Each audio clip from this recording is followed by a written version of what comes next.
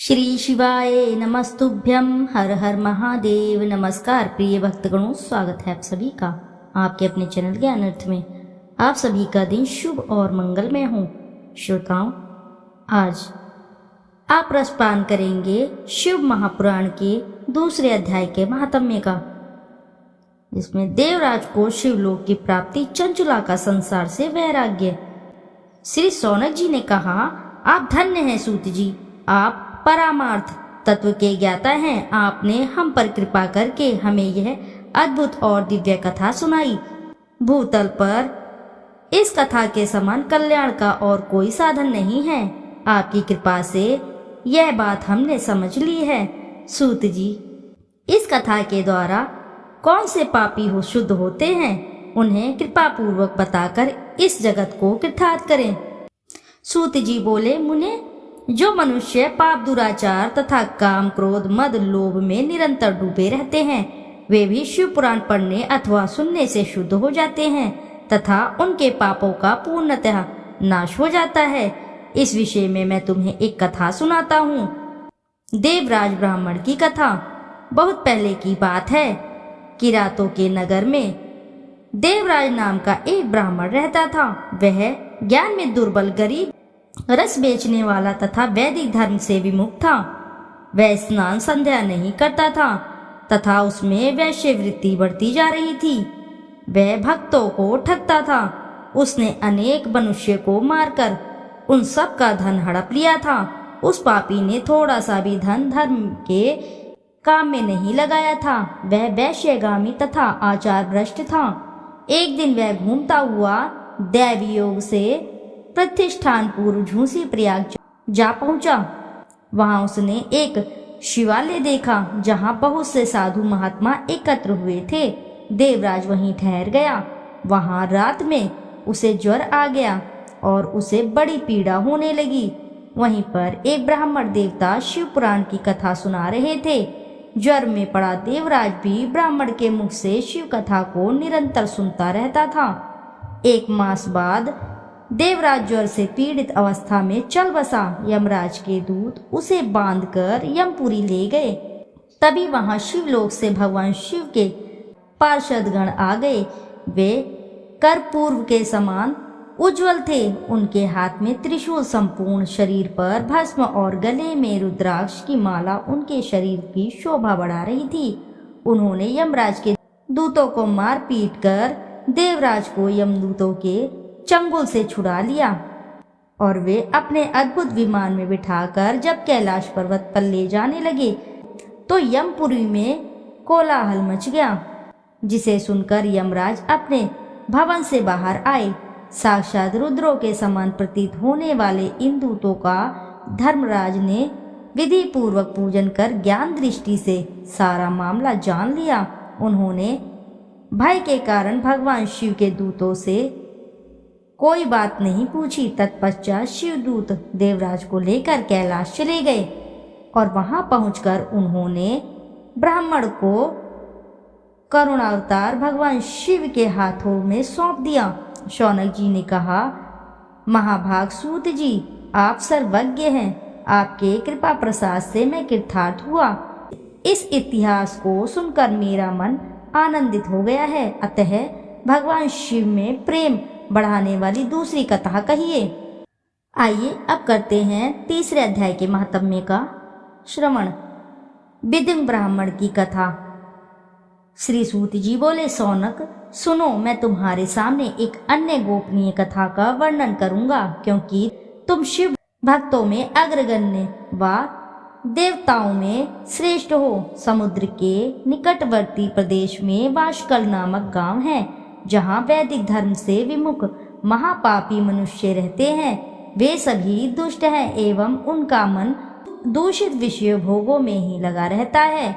वे देवताओं एवं भाग्य पर विश्वास नहीं करते। वे सभी कुटिल वृत्ति वाले हैं, किसानी करते हैं और विभिन्न प्रकार के अस्त्र शस्त्र रखते हैं। वे व्यभिचारी हैं। वे इस बात से पूर्णतः अनजान हैं कि ज्ञान, वैराग्य तथा सद्धर्म ही मनुष्य के लिए परम पुरुषार्थ है। वे सभी पशु बुद्धि हैं। अन्य समुदाय के लोग भी उन्हीं की तरह बुरे विचार रखने वाले धर्म से विमुख हैं। वे नित्य कुकर्म में लगे रहते हैं एवं सदा विषय भोगों में डूबे रहते हैं। वहाँ की स्त्रियां भी बुरी स्वभाव की, स्वेच्छाचारिणी, पाप में डूबी, कुटिल सोच वाली और व्याभिचारिणी हैं। वे सभी सद्व्यवहार तथा सदाचार से सर्वथा शून्य हैं। वहाँ सिर्फ दुष्टों का निवास है। वाशकल नामक गांव में विदुम नाम का एक ब्राह्मण रहता था। वह अधर्मी, दुरात्मा एवं महापापी था। उसकी स्त्री बहुत सुंदर थी। उसका नाम चंचुला था। वह सदा उत्तम धर्म का पालन करती थी, परंतु विदुम वैश्यगामी था। इस तरह कुकर्म करते हुए बहुत समय व्यतीत हो गया।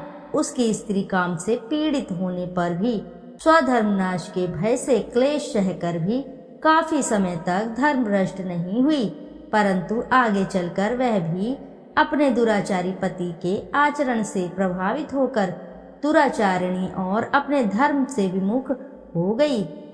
इस तरह दुराचार में डूबे हुए उन पति पत्नी का बहुत सा समय व्यर्थ बीत गया। वैश्यगामी दूषित बुद्धि वाला वह दुष्ट ब्राह्मण विदुम समयानुसार मृत्यु को प्राप्त हो नरक में चला गया। बहुत दिनों तक नरक के दुखों को भोग कर वह मूढ़ बुद्धि पापी विंध्य पर्वत पर भयंकर पिशाच हुआ। इधर उस दुराचारी विदुम के मर जाने पर वह चंचुला नामक स्त्री बहुत समय तक पुत्रों के साथ अपने घर में रहती रही। पति की मृत्यु के बाद वह भी अपने धर्म से गिरकर पर पुरुषों का संग करने लगी थी। सतियां विपत्तियां में भी अपने धर्म का पालन करना नहीं छोड़ती। यही तो तप है।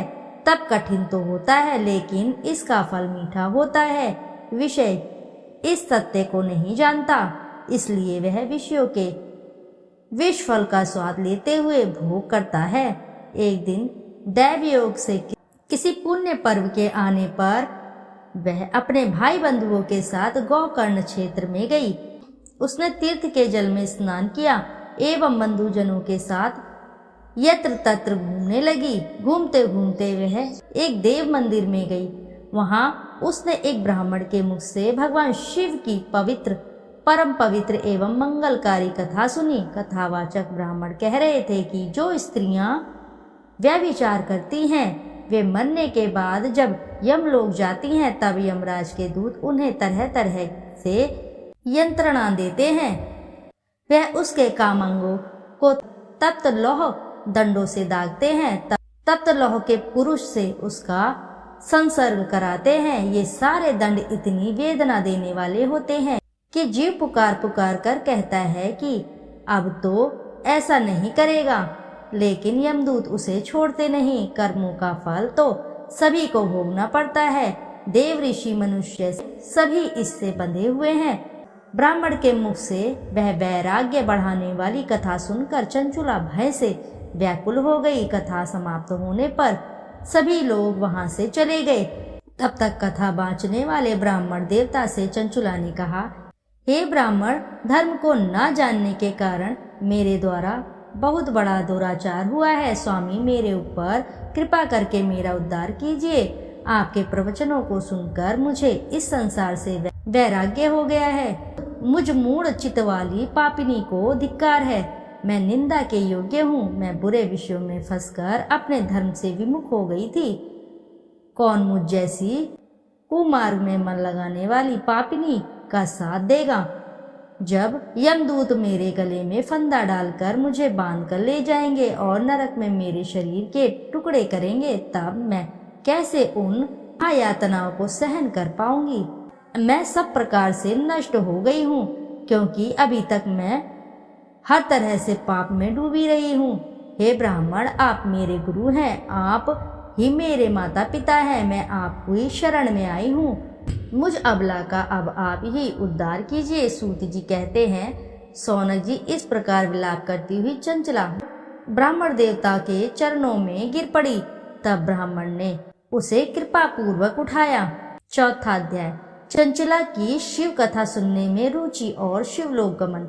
ब्राह्मण बोले, नारी, तुम सौभाग्यशाली हो जो भगवान शंकर की कृपा से तुमने वैराग्यपूर्ण शिव पुराण की कथा सुनकर समय से अपनी गलती का एहसास कर लिया है। तुम डरो मत और भगवान शिव की शरण में जाओ।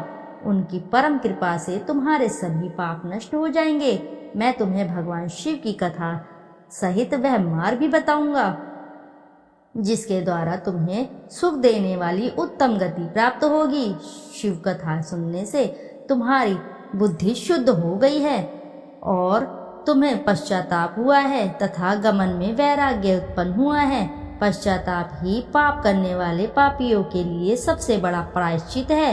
पश्चाताप ही पापों का शोधक है। इससे ही पापों की शुद्धि होती है। तत्पुरुषों के अनुसार पापों की शुद्धि के लिए प्रायश्चित पश्चाताप से ही संपन्न होता है। जो मनुष्य अपने कुकर्म के लिए पश्चाताप नहीं करता वह उत्तम गति प्राप्त नहीं करता, परंतु जिसे अपने कुकृत्य पर हार्दिक पश्चाताप होता है वह अवश्य उत्तम गति का भागीदार होता है। इसमें कोई शक नहीं है। शिव पुराण की कथा सुनने से चित्त की शुद्धि एवं मन निर्मल हो जाता है। शुद्ध चित्त में ही भगवान शिव व पार्वती का वास होता है।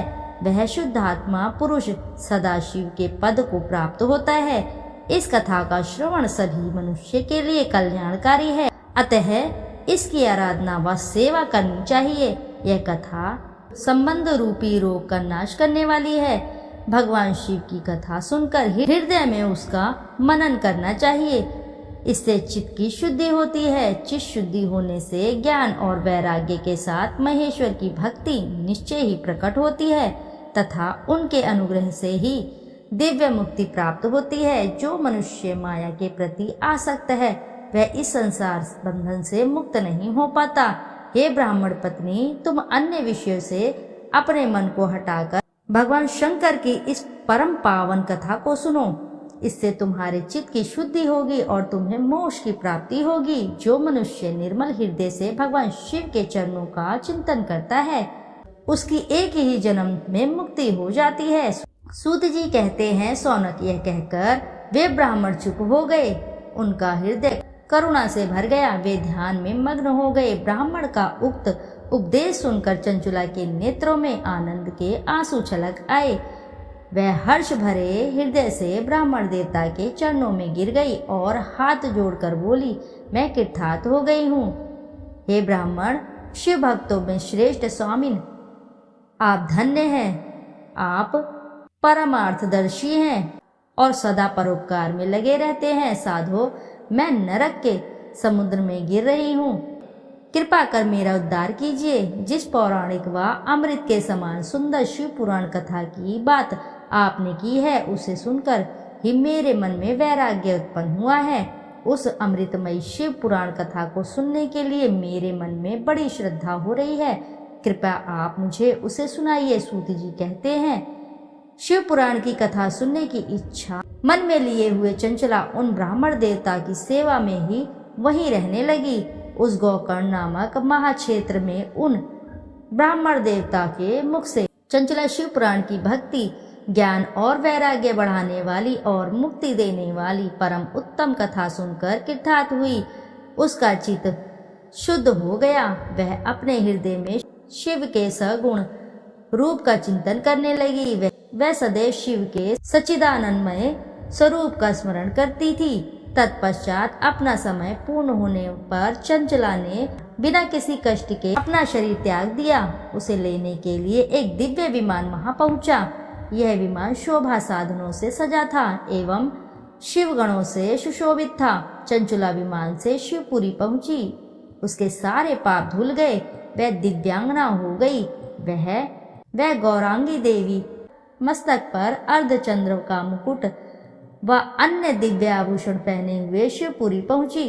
वहां उसने सनातन देवता त्रिनेत्रधारी महादेव शिव को देखा। सभी देवता उनकी सेवा में भक्ति भाव से उपस्थित थे। उनकी अंग कांति करोड़ों सूर्य के समान प्रकाशित हो रही थी। 5 मुख और हर मुख में 3-3 नेत्र थे। मस्तक पर अर्धचंद्रकार मुकुट शोभायमान हो रहा था। कंठ में नील चिन्ह था। उनके साथ में देवी गौरी विराजमान थी जो विद्युत पुंज के समान प्रकाशित हो रही थी। महादेव जी की कांति कपूर के समान गौर थी। उनके शरीर पर श्वेत वस्त्र थे तथा शरीर श्वेत भस्म से युक्त था। इस प्रकार भगवान शिव के परम उज्जवल रूप के दर्शन कर चंचुला बहुत प्रसन्न हुई। उसने भगवान को बारंबार प्रणाम किया और हाथ जोड़कर प्रेम आनंद और संतोष से युक्त हो विनीत भाव से खड़ी हो गई। उसके नेत्रों से आनंदाश्रुओं की धारा बहने लगी। भगवान शंकर व भगवती गौरी उमा ने करुणा के साथ सौम्य दृष्टि से देखकर चंचुला को अपने पास बुलाया। गौरी उमा ने उसे प्रेम पूर्वक अपनी सखी बना लिया। चंचुला सुखपूर्वक भगवान शिव के धाम में उमा देवी की सखी के रूप में निवास करने लगी। इति शुभम। प्रेम से बोलिए प्रिय भक्तों, शिव महापुराण की जय। श्रोताओं, यदि आपको कथा अच्छी लगी है तो वीडियो जरूर लाइक करें और साथ ही चैनल को सब्सक्राइब करें। एक बार अपनी सच्ची श्रद्धा से कमेंट बॉक्स में जरूर लिख दें। हर हर महादेव, जय भोलेनाथ। फिर मिलते हैं हम आपसे अगले अध्याय के महात्म्य में। जब तक के लिए नमस्कार श्रोताओं।